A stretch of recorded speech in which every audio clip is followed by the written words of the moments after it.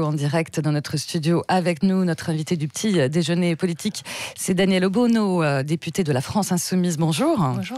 Daniel Obono, bonjour. Bonjour. Bienvenue sur Sud Radio et bonne année. Bonne année, meilleurs vœux. Bonne année à vous. Vous avez peut-être entendu Joseph Touvenel qui a dit que pour 2020, il souhaitait aux auditeurs de Sud Radio en particulier et aux Français en général une revalorisation du travail.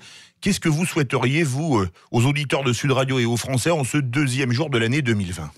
Je souhaite le meilleur, la santé, et puis que effectivement les efforts, le travail paient vraiment, et notamment à travers une augmentation, par exemple, du SMIC, mais plus largement que le travail paie aussi à la retraite, c'est-à-dire que le gouvernement retire sa mauvaise réforme, parce que ça va aussi, pour les années à venir et pour toutes les générations, être un recul social majeur. Vous avez parlé du SMIC, je vais revenir dessus. C'est la question du jour sur Sud Radio, le débat à partir de 9h. Il y aura d'ailleurs le patron de Force Ouvrière avec nous. Est-ce que vous auriez donné un coup de pouce au SMIC ? Je rappelle que le SMIC a augmenté de 1,2% hier. Écoutez, les profits n'ont jamais été aussi importants. Il y a eu encore un record qui a été battu en 2019 sur combien gagnent les multimilliardaires et d'où viennent ces profits. On le voit encore maintenant en période de grève où on nous explique comment le fait que des salariés n'aillent pas travailler, ça coûte de l'argent. Ça veut dire qu'ils produisent des richesses. Donc, comment est-ce qu'on peut considérer que ce soit normal que celles et ceux qui produisent le plus de richesses n'en profitent pas, au contraire, voient leurs conditions de vie toujours plus précarisées. Donc oui, ce serait normal, naturel, dans la société, dans un des pays les plus riches du monde, où ceux et celles qui produisent les richesses doivent pouvoir en profiter et donc que ce soit réparti. Et le salaire, c'est quand même le premier moyen, le premier outil pour une meilleure répartition. Voilà. Et donc, c'est pas qu'un coup de pouce, c'est une véritable revalorisation dans le secteur privé comme dans le secteur public et qu'on partage véritablement le fruit des efforts et des labeurs de tous et que ce soit pas juste accaparé par une minorité, toujours les mêmes, qui fait tout ça, fait exploser tout ça dans des bulles financières et pendant que les gens, ils tirent la langue, quoi. C'est pas normal. Après le travail, il y a la retraite. 29e jour de conflit aujourd'hui. Un conflit qui n'en finit plus. Vous avez entendu les vœux du président de la République qui dit qu'il ira au bout de sa réforme, mais qu'il faut négocier. Oui. Est-ce que vous souhaitez une fin de crise rapide ? Oui, mais je pense que... Je suis pas sûre que c'était vraiment des vœux en même temps, parce que franchement, au bout d'une minute, je pense que tout le monde a compris que c'était plus, permettez-moi l'expression, du foutage de gueule que des vœux. Vraiment. Parlons vrai, c'est écrit. Jean-Luc Mélenchon a parlé de déclaration de guerre par rapport aux vœux de Macron. Oui, parce que franchement, qu'est-ce qu'il a dit ? Voilà, ça c'est la Macronie, c'est le langage orwellien de la Macronie. Il reste droit dans ses bottes, mais faut pas lâcher du lest, il dit, je crois, à son Premier ministre. Mais on va négocier. Négocier quoi ? Il n'y a rien à négocier. La seule négociation possible, c'est à partir du moment où il retire sa mauvaise réforme. Je pense que ça a été expliqué en long, en large et en travers, malgré les tentatives assez piteuses des membres du gouvernement de nous expliquer à quel point cette réforme était soi-disant universelle, sauf pour toute une série de personnes dont on a vu que finalement, ils allaient avoir des régimes spécifiques, que c'était pour les précaires et les femmes, alors que c'est bien au contraire, ça va renforcer les inégalités. Bref, ils se sont pris tous les pieds là-dedans parce qu'aucun n'était capable de nous expliquer comment le point allait être revalorisé ou permettre qu'on ait des retraites décentes. Donc, leur truc, ils y comprennent même rien eux-mêmes. Ils ont pensé pouvoir nous la faire avaler.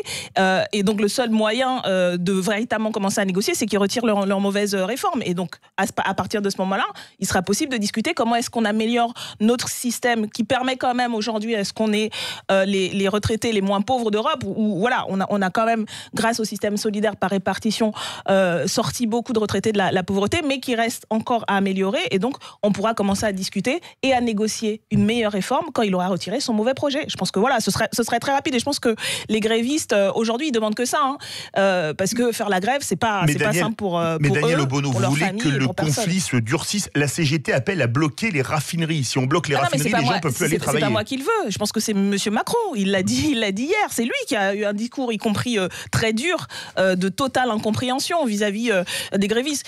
Cet homme quand même, on est cette année après une année précédente compte avec un mouvement social, le mouvement des Gilets jaunes, dont il explique qu'il a tout à fait compris, il a entendu, il a fait un grand dialogue qui est en fait un monologue interminable, extrêmement méprisant en fait.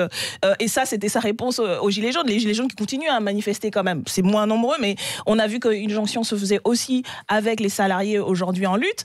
Il nous dit ça, voilà, ça fait 2 ans maintenant qu'on a un pays qui est en crise, une crise après l'autre, et il nous dit en fait tout va bien, Madame la Marquise, je continue droit dans mes bottes. En vérité, il ne s'adressait pas aux Français et aux Françaises. Mais il s'adressait à une partie de l'électorat à qui il explique qu'il va continuer avec sa politique au service des plus riches, sa politique de répression. Quand il parle du dialogue républicain, moi je me demande si les LBD, les mains arrachées, les yeux éborgnés, c'est ça le dialogue républicain? Non, franchement, voilà, c'était plus, comme je dis, pas vraiment des vœux, mais plutôt une déclaration effectivement de guerre, comme l'a dit Jean-Luc Mélenchon. Proposer un référendum, ça aurait été un bon signe, ça, envoyé justement dans cette envie un petit peu de plus de dialogue ou pas? Ça peut être un outil, mais franchement, je pense qu'il n'y a pas besoin de tourner autour du pot. Qu'il retire sa mauvaise réforme. C'est une mauvaise réforme. C'est même il pas. Il n'y a rien à négocier, il faut carrément la retirer. Oui, qu'est-ce que vous voulez négocier? Le poids des chaînes, c'est-à-dire, on va dire, on va essayer de enlever ici, remettre ici, quand sur le fond, c'est une mauvaise réforme. À partir du moment où il refuse d'augmenter la part dévolue aux retraites dans la richesse produite, et encore une fois, je rappelle, la richesse n'a jamais été aussi importante dans ce pays. Les salariés n'ont jamais produit autant de richesse, n'ont jamais été aussi productifs. Donc ils refusent, ils maintiennent autour de ce chiffre de 14% qui sort de nulle part, cette part-là pour la richesse. Ça veut dire que mécaniquement, les retraites vont baisser. Et je pense que après les vœux, un autre élément qui est assez... c'est presque caricatural. Vous savez, la Légion d'honneur qui a été... on en a parlé ce matin. Alors, Jean-François Cirelli a été nommé officier de Légion d'honneur. Pour vous, c'est quoi? Parce que nous, depuis des semaines, on explique que, en vérité, cette réforme, elle a pour but de réduire la portion congrue, la retraite par répartition, le système solidaire, pour ouvrir la voie à la capitalisation. La capitalisation, c'est quoi? Ce sont les fonds de pension.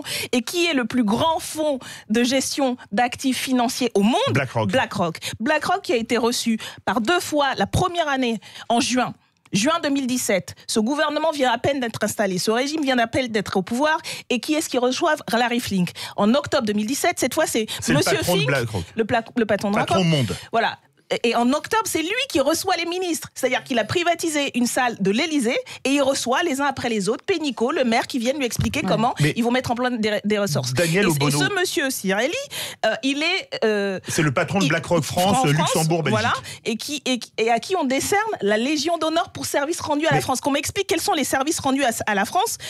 Ce qui est sûr, c'est qu'il rend des services à la finance internationale, aux amis de M. Macron, mais certainement pas aux Français, aux Françaises, quand il veut développer la capitalisation. Est-ce que vous diriez que cette Légion d'honneur à Jean-François Cirelli, c'est une erreur ou une faute ou une provocation? Je pense que c'est tout à fait assumé. Ces gens-là, en fait... Non mais erreur, faute ou provocation? C'est une provocation, très clairement. Ils sont toutes honte bues. Je veux dire, ils y vont, tant qu'à faire, on y va, on bourrine, et puis c'est bien ce qu'on disait tout à l'heure. En fait, ils n'ont pas parlé aux Français, ils ne s'adressent pas aux Français. Ils n'ont pas l'intérêt général en tête quand ils font leur politique. Ils le font depuis le début, et on le dit depuis le début, et je crois qu'aujourd'hui c'est très clair, c'est un président des riches au service de la finance, et je crois que là c'est la caricature même. C'est une légion de déshonneur. Je pense que si on devait donner la légion d'honneur aujourd'hui, c'est aux grévistes, parce que eux, ils se battent pour l'intérêt général. Voilà. Et donc il y a 2 mondes aujourd'hui qui s'opposent, le monde de Macron, de BlackRock et du chacun pour soi et de la finance, et puis le monde de la solidarité que défendent aujourd'hui les grévistes. Donc pour vous, quand Édouard Philippe dit qu'il ne va pas toucher au régime par répartition, est-ce qu'il ment? Ils mentent d'une certaine manière, parce qu'en fait, ce qu'ils font, c'est qu'ils réduisent. Effectivement, ils vont pas dire que on va remettre en cause la solidarité. Ce qu'ils font, c'est qu'ils réduisent au minimum. On va, comme je vous disais, mécaniquement, les pensions vont baisser, et donc on favorise le fait de dire voilà, vous avez une petite retraite par répartition qui est pas suffisante, parce que avec la remise en cause, les réformes qu'il y a depuis des années, parce que c'est pas la première, ils font croire qu'ils sont en train de tout chambouler, ils accélèrent un processus qui a déjà réduit le niveau des pensions. Donc bien sûr, il le touche pas, mais il le vide de la mécanique de solidarité. Et donc, que vont faire les gens très naturellement? Ils vont essayer de se constituer leur propre retraite. Donc non, en soi, ils sont pas en train de détruire le système, ils le vident de sa substance. Et donc, au final, ils favorisent la financiarisation. D'ailleurs, dans la loi Pacte qui a été votée par la majorité à l'Assemblée nationale, il y a déjà des outils pour favoriser la capitalisation et la finance, la retraite par financiarisation. Donc, en vérité, il ment par omission, on va dire. Pour finir, c'est ce qu'on dit à la confession. Pour finir sur les retraites, vous serez dans la rue le 9 janvier prochain ? Oui, on sera aux côtés des salariés, des syndicalistes et des non-syndiqués aussi beaucoup. Et je pense que beaucoup de salariés qui ne peuvent pas faire grève essaient de venir en manifestation pour montrer aussi leur soutien, leur solidarité. Donc j'espère qu'il y aura beaucoup de monde pour faire reculer ce gouvernement et qu'il retire sa mauvaise réforme. La France Insoumise, c'est une initiative de Jean-Luc Mélenchon et de Mathilde Panot, a fait une collecte pour les parlementaires. Je parle de quête, si on parlait de confession, peut-être que c'est une raison de cause à effet, pour venir en aide aux grévistes. Est-ce que vous avez donné ? Ah bah oui, bien sûr que j'ai donné. Et j'espère que tous les députés d'opposition qui soutiennent la mobilisation... J'espère que tous les députés si Marine Le Pen vient vous donner de l'argent, vous direz oui ? Bon, écoutez, je ne sais pas si on a envoyé directement à Marine Le Pen. On l'a envoyé à toutes les forces progressistes qui soutiennent la réforme. Je ne crois pas qui soutiennent le mouvement de grève. Je ne crois pas que Madame Marine Le Pen soutienne véritablement les grévistes, puisque elle est contre la retraite à 60 ans et son mouvement n'a fait que en fait de l'opportunisme pour se faire entendre. Donc ils sont d'ailleurs pas bienvenus dans les manifestations. Donc je ne crois pas qu'elle en fait partie. Mais j'appelle bien sûr tous les collègues, toutes les forces de gauche, des forces progressistes, même y compris certaines forces de droite qui se rendent bien compte que là, ça va un peu trop loin, à participer à cette caisse de grève et à soutenir le mouvement. En parlant de l'Union des forces progressistes, on est déjà en 2020. Daniel Obono, ça va être les municipales. Est-ce que la France Insoumise est prête à une union des gauches pour exister encore plus, pour rassembler, vous parliez tout à l'heure de la France de Macron, pour approcher les gauches d'aujourd'hui? Nous, on est prêts et prêtes et on travaille à fédérer surtout le peuple et la population et tous les mouvements, tous les collectifs, toutes les initiatives qui vont dans le sens de se réapproprier un pouvoir au niveau local, à remettre en cause les choix d'austérité et puis à expérimenter des formes de démocratie locale. Donc c'est ça le sens de notre investissement. Mais une union des gauches sur certaines listes municipales, c'est possible, ça ou pas ? Ça ne veut rien dire une union des gauches, c'est-à-dire que faire une addition des étiquettes, je ne crois pas que ça donne envie aux citoyens et citoyennes de se mobiliser. Par contre, avoir sur le fond des dynamiques, des campagnes avec des programmes de véritables changements au niveau local, de développement de la démocratie, d'écologie populaire, oui, et ça, on participe aujourd'hui à des dynamiques citoyennes avec d'autres sensibilités politiques. Voilà, on n'est pas ouvert, mais notre démarche n'est pas celle de refaire une union de la gauche, parce que ça ne marche pas, parce que ça a beaucoup d'effets. L'inverse ne marche pas non plus. La dispersion des voix, ça fonctionne pas non plus. Écoutez, nous, ce qu'on construit, c'est une fédération. On a fait d'ailleurs des appels en ce sens en disant il faut fédérer le peuple et de prendre les choses par l'autre bout, justement, parce que on se retrouve aussi quand même dans cette situation avec un macronisme issu du Parti socialiste qui a déçu parce qu'il faisait une politique de droite avec une étiquette justement union de la gauche, etc.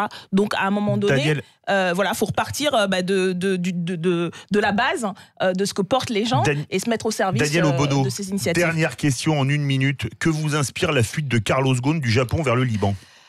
Ce que ça m'inspire, c'est un James Bond. Non, je crois que c'est pas. Enfin, franchement, les charges qui sont retenues contre lui, c'est quand même de la fraude fiscale. C'est quelque chose d'assez sérieux. Voilà. Et quand on sait les milliards. Alors là, il s'agit du Japon, mais je crois qu'il y a des procédures qui sont peut-être en cours aussi en France, parce qu'il n'y a pas de raison que ce ne soit pas non plus le cas en France. On sait les milliards que représente la fraude fiscale. Je ne crois pas que ce soit très drôle. Et je trouve assez indécent la manière dont ce nouvel élément de cette affaire judiciaire est raconté comme quelque chose de presque flatteur, une espèce de geste. Non, c'est quelqu'un qui a beaucoup d'argent, qui a beaucoup de réseaux, qui a les moyens de se soustraire affaire à la justice. Quand on pense voilà, à la manière dont des gens qui vont prendre à manger dans un supermarché parce qu'ils ont faim se retrouvent tout de suite au tribunal, etc. Voilà, on n'en parle pas comme avec beaucoup de mansuétude. Donc je trouve ça assez indécent de le présenter comme un James Bond. Voilà, il faut qu'il réponde de ses actes en Japon et y compris en France s'il s'avère qu'il a commis les mêmes actes en France. Donc voilà. Affaire à suivre. Hein. Merci beaucoup d'avoir été avec nous, Daniel Obono, en direct ce matin dans Sud Radio. À suivre dans quelques instants après les infos. Ce sera la séquence humour de Walter à 8h20. Allez, on revient dans quelques instants. Le Grand Matin Sud Radio. En janvier, chez Opel, c'est l'heure des bonnes résolutions. On ne parle pas de « je passerai moins de temps sur mon smartphone ». Non, en janvier.